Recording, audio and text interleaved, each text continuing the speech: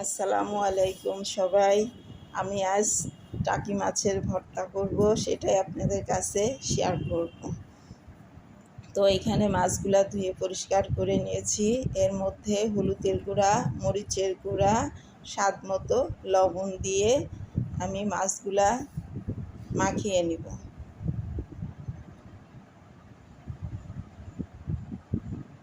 সুন্দর করে মাখিয়ে কিছুক্ষণ রেখে দিব।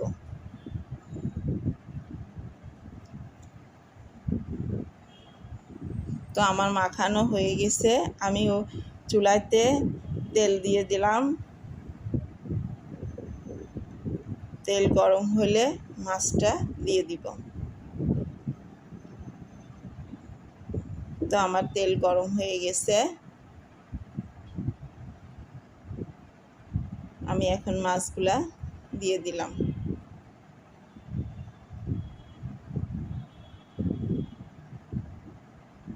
আর এই টাকি মাছের ভর্তাটা খুবই সুস্বাদু হয়। একবার যে ভর্তা করে খায় সে শুধু ভর্তাই পছন্দ করবে। আমি সবগুলা মাছ দিয়ে দিলাম। এপাশ ভাজা হইলে উল্টায় পাল্টায় ভাজি করে নেব। আর এই পাশের চুলাতে আমি অন্য তরকারি বসিয়েছি।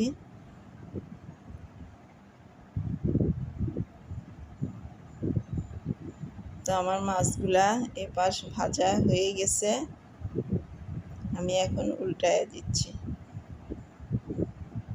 একটু কড়া করে ভেজে নিতে হবে মাছটা।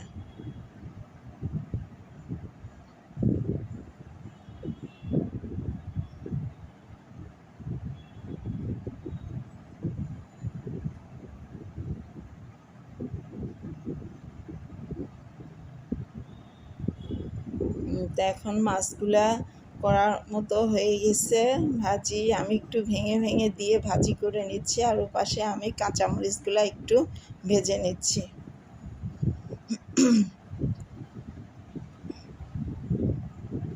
সুন্দর করে ভাজা হয়ে গেল আমার মাছগুলা। আমি এখন মাছের কাঁটাগুলা বেছে নেব।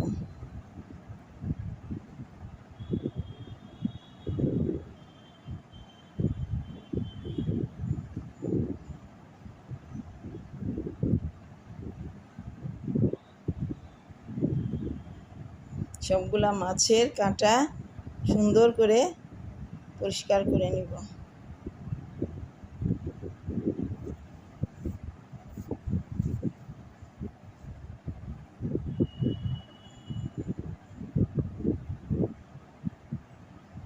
তো আমার মাছগুলা বাছা হয়ে গেছে। আমি এখন পেঁয়াজ কুচি দিয়ে দিলাম, কাঁচামরিচ, লবণ দিয়ে দিলাম স্বাদ মতো। তো আমি এখন পেঁয়াজ কাঁচামরিচগুলা মাখায় নিব, চটকায়া মাখায় নিব।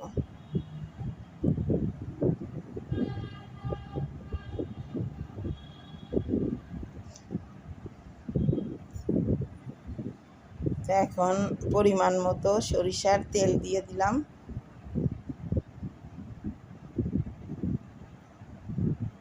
আর এই ভর্তাটা করা খুবই সহজ এবং সুন্দর স্বাদের জিনিস।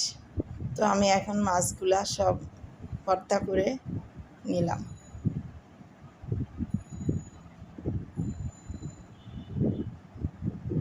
হাত দিয়ে চটকে চটকে মাখিয়ে ভর্তাটা করতে হয়।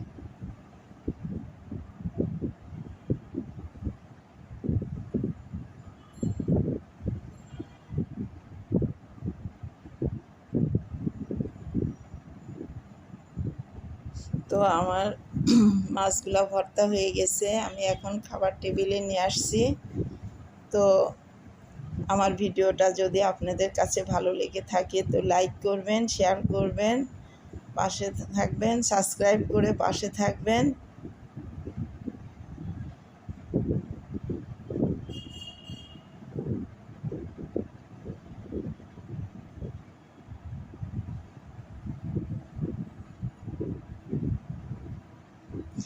আসসালামু আলাইকুম, আল্লাহ হাফেজ।